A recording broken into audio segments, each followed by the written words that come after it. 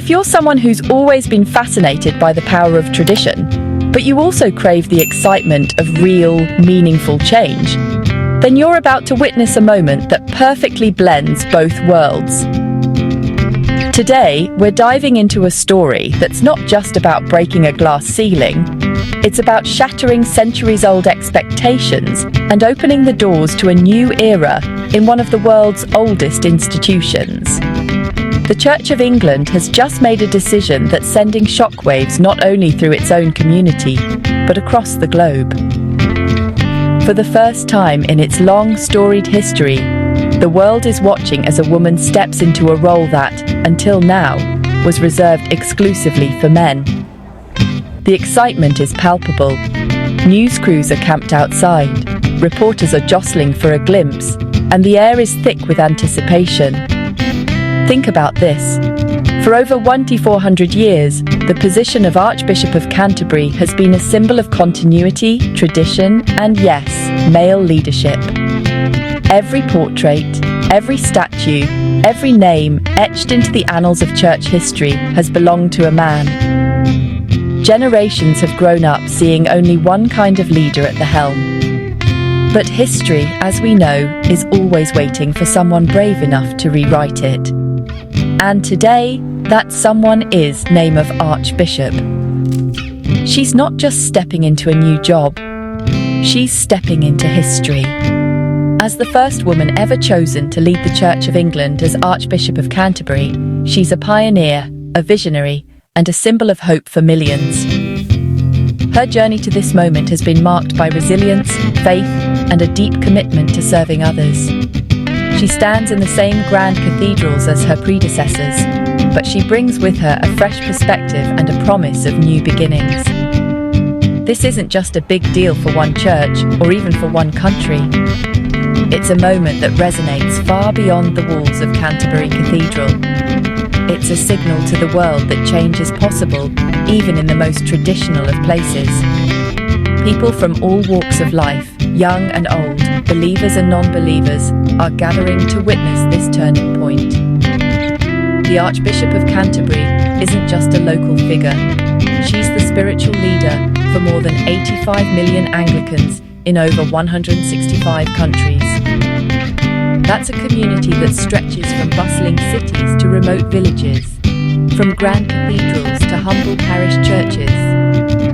Her voice will echo across continents, inspiring conversations about faith, leadership, and equality in every corner of the globe. Imagine the impact of this moment. For the first time, millions of Anglicans and countless others watching from afar are seeing a woman at the very top. The cheers aren't just for her. They're for every girl who's ever dreamed of leading, for every woman who's been told not yet, and for every community that believes in the power of progress. The celebration is everywhere. In city streets, people are gathering, waving flags and singing. Online, social media is buzzing with hashtags, photos, and heartfelt messages of support. People are sharing their own stories of hope and perseverance, inspired by this historic breakthrough. In homes around the world, families are tuning in to watch the announcement. Children are drawing pictures of a leader who looks like their mother, their sister, their teacher. For many, this is the first time they've seen someone who reflects their own identity in such a powerful position. And for others, the pride is quieter, but no less profound. In the stillness of a cathedral pew, or in the gentle act of lighting a candle, people are reflecting on what this moment means for them, for their families, and for the future of their faith. Of course, not everyone is celebrating. Change, especially on this scale, can be unsettling. Some are surprised, even anxious, wondering what this new chapter will bring. There are questions, debates, and honest conversations happening in church halls and living rooms alike. But that's the nature of progress. It challenges us to grow, to rethink, and to imagine what's possible. Real change always begins with a bold step forward. Name of Archbishop knows this, and she's ready to lead with courage and compassion. Her vision is clear. She's committed to equality, to lifting up those who have been overlooked, and to building bridges between communities. She's already reaching out, listening to concerns, and inviting everyone, no matter their background, to be part of this new chapter. One of her top priorities is working with people of all faiths.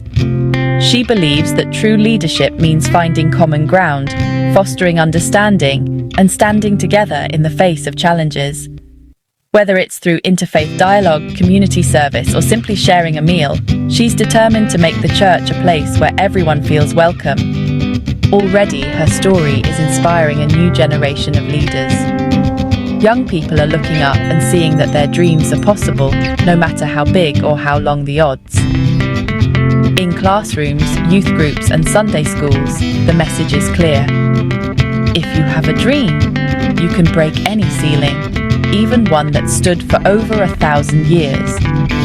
This is a moment that will echo for generations to come. The headlines are everywhere, but this story is more than just news. It's living proof that progress is possible, even in the most unexpected places. It's a reminder that history isn't just something we read about. It's something we create together, every single day.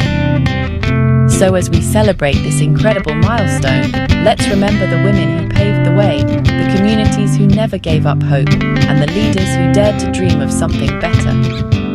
This is their victory too. If this story moved you, don't keep it to yourself. Hit like, subscribe, and share it with your friends and family. Let's celebrate this historic moment together and keep the spirit of progress alive for generations to come.